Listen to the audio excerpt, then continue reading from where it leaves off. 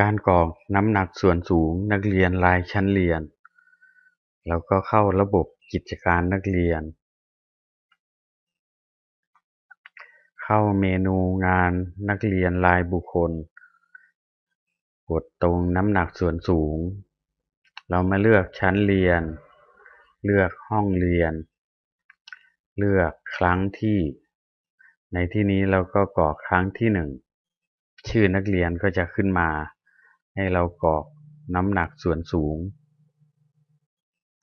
ส่วนวันที่เราสามารถเปลี่ยนได้ว่าเรา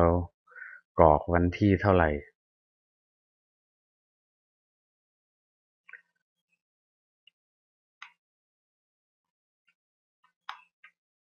เมื่อเรากรอกเสร็จแล้วก็บันทึกก็เป็นอันว่าเสร็จ